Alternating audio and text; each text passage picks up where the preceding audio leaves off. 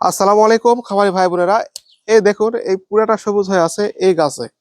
এই গাছটা ভালো করে দেখুন। এটা অনেকে ননটা উজলা বলে, অনেকে আপনার দেখা যায় যে আপনার ওই বিষকরি নামেও চেনে, অনেকে আপনার দেখা যায় যে নাকফুল গাছ নামেও চেনে। এই দেখুন এই গাছটা, এই গাছটা আপনার হলো এই গরু খালে সময় দেখা যায় যে লিভার ক্ষতি হয়, বেশি পরিমাণ যদি দেওয়া হয় বা খাবারের সঙ্গে যদি দৈনিক চায়, তাহলে আপনার লিভার ক্ষতিগ্রস্ত হয়ে ধীরে ধীরে এক ধরনের বিষ বডিতে ছাড়ে, যেটা আপনার হলো গরুর ওজন কমে যায় অল্প খেলে। আর বেশি পরিমাণ খাবার খেলে পায়খানা বন্ধ হয়ে যায়, এবং পায়খানা একবারেই বন্ধ হয়ে গেলে দেখা যায় যে শরীরের মধ্যে বিষের পরিমাণটা বাড়তে থাকে।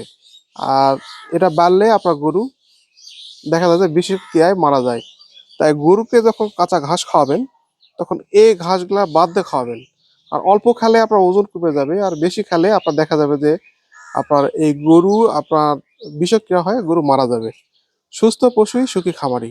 তাই পশুকে খাবার দিতে অবশ্যই আপনার সচেতন হন, প্রাণীকে সুস্থ রাখুন। ধন্যবাদ সকলকে। আসসালামু আলাইকুম।